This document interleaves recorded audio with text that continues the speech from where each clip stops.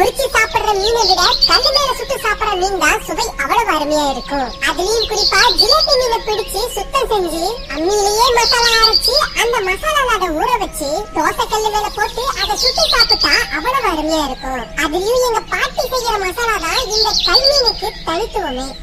தோசை கல்லு மேல மீனை போடுறதுக்காக மீனை இப்ப சுத்தம் பண்ணிக்கலாம். மீன்ல இருக்க செதில் கூட எல்லாத்தையும் தனி பிரிச்சு எடுத்துடலாம்.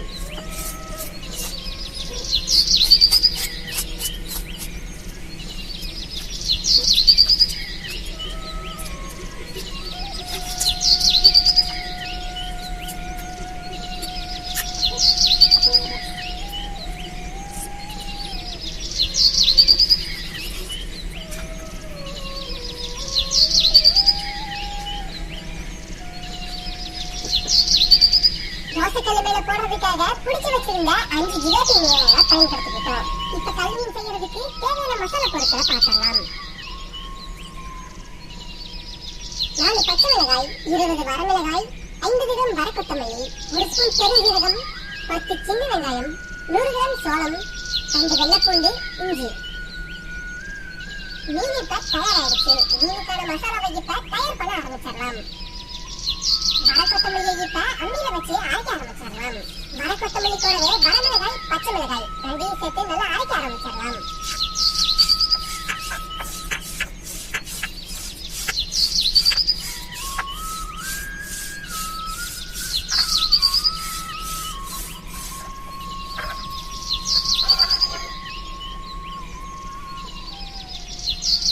வரமிளகாய், பச்சை மிளகாய், கொத்தமல்லி எல்லாத்தையும் நல்லா அரைச்சுக்கிட்டாச்சு. இப்ப பெருஞ்சீரகம், சோளம், கறிவேப்பிலை இது எல்லாத்தையும் சேர்த்து நல்லா அரைக்க ஆரம்பிச்சிடலாம்.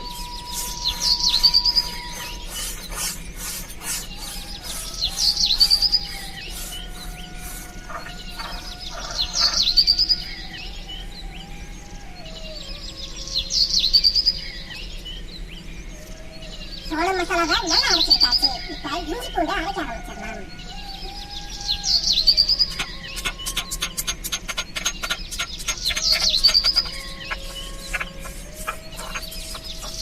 இஞ்சி பூண்டு கூடவே நம்ம எடுத்து வச்சிருந்த சின்ன வெங்காயத்தையும் சேர்த்து நல்லா அரைக்க ஆரம்பிச்சிடலாம்.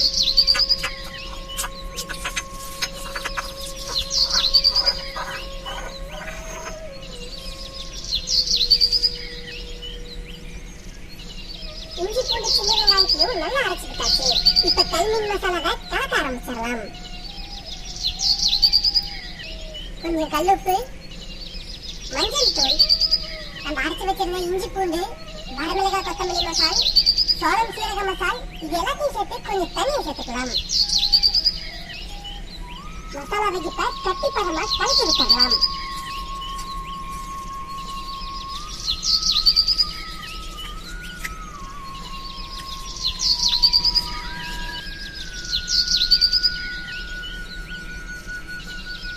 இப்ப மீன் இது போல அறுத்து மசாலால போட்டு நல்லா பரட்டி ஊற வச்சிடலாம்.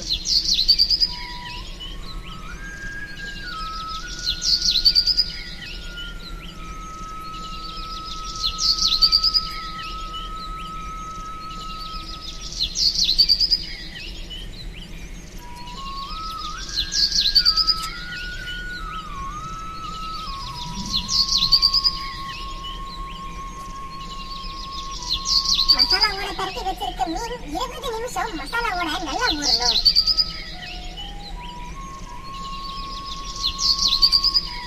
மீன் மசாலாவோட நல்லா ஊறினதும் இப்ப தோசைக்கல்லு மேல போட ஆரம்பிச்சிடலாம்.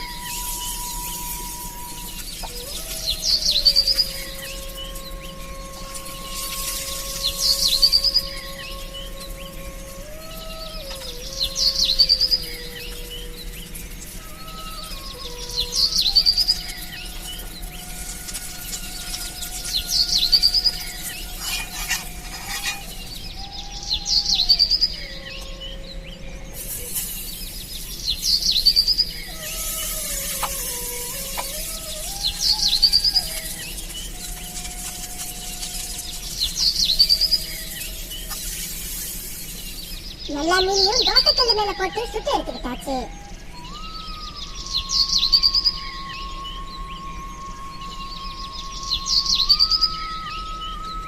சுட்டு வச்ச மீனை வெங்காயத்தோட சேர்த்து இப்ப சாப்பிட ஆரம்பிச்சிடலாம்.